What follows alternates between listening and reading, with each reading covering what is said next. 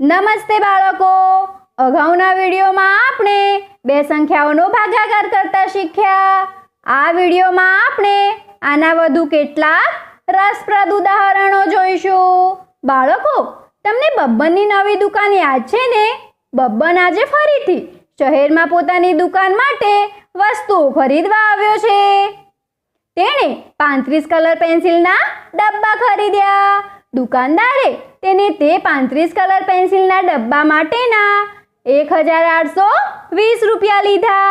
હવે બબ્બન વિચારે છે કે એક કલર પેન્સિલના ડબ્બાની કિંમત શું છે? ત્યારે ત્યાંથી ગગ્ગુ જઈ રહ્યો હતો। બબ્બને ગગ્ગુને પૂછ્યું, ગગ્ગુ, મેં 1820 રૂપિયાના 35 કલર પેન્સિલના ડબ્બા ખરીદ્યા। શું તું મને કહી શકે છે કે એક કલર પેન્સિલના ડબ્બાની કિંમત શું છે? બબ્બન, તું ભાગાકારની પ્રક્રિયાનો ઉપયોગ કરીને આનો જવાબ શોધી શકે છે। આવ, હું તને ભાગાકારની સરળ પ્રક્રિયા શીખવાડું। ગગ્ગુએ બબ્બનને કહ્યું। ગગ્ગુએ એક કાગળ પર આ રીતે આ ભાગાકાર લખી દીધો। જો બબ્બન, અહીંયા આપણે 1820 ને 35 વડે ભાગાકાર કરી રહ્યા છીએ। પહેલા આપણે હજારના સ્થાનમાં લખેલ સંખ્યાથી શરૂ કરીશું।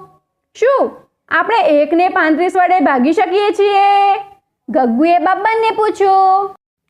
ના। એટલા માટે આપણે અહીંયા ઉપર એક શૂન્ય લખીશું। હવે આપણે પાછળની સંખ્યાને ઉમેરીને જોઈએ, શું આપણે 18 ને 35 થી ભાગી શકીએ છીએ? ના। એટલે આપણે ઉપર હજી એક શૂન્ય લખીશું। હવે શું આપણે 182 ને 35 વડે ભાગી શકીએ છીએ? હા, 35 ગુણ્યા 5 છે 175। એકદમ સાચું। એટલે આપણે અહીંયા 5 લખીશું અને અહીંયા નીચે 175 લખીશું। હવે આપણે 182 માંથી 175 બાદ કરીશું। હવે વધ્યા 7। આપણે ઉપર લખેલા શૂન્યને આ 7ની બાજુમાં નીચે આ રીતે લખીશું। હવે છેલ્લે શું 70 ને આપણે 35 વડે ભાગી શકીએ છીએ બબ્બન? એકદમ સાચું। 35 ગુણ્યા 2 છે 70। બબ્બને ગગ્ગુને કહ્યું, શાબાશ બબ્બન। એટલે આપણે અહીંયા 2 લખીશું અને નીચે 70 લખીશું। 70 માંથી 70 બાદ કરીને વધશે 0। આપણને આપણો જવાબ મળી ગયો બબ્બન। ગગ્ગુએ બબ્બનને કહ્યું, બરાબર, એક કલર પેન્સિલના ડબ્બાની કિંમત 52 રૂપિયા છે। બબ્બને ઉત્સાહિત થઈને ગગ્ગુને કહ્યું, હા બબ્બન, જોયું? આ કેટલું સરળ છે। આટલું કહીને ગગ્ગુ ત્યાંથી જતો રહ્યો।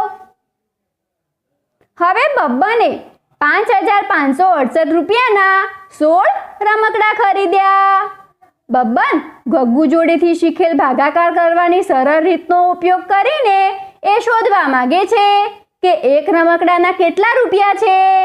બાળકો, શું તમે આનો જવાબ શોધવામાં બબ્બનની મદદ કરી શકો છો? તમે ઈચ્છો તો વિડીયો રોકીને આનો જવાબ શોધી શકો છો।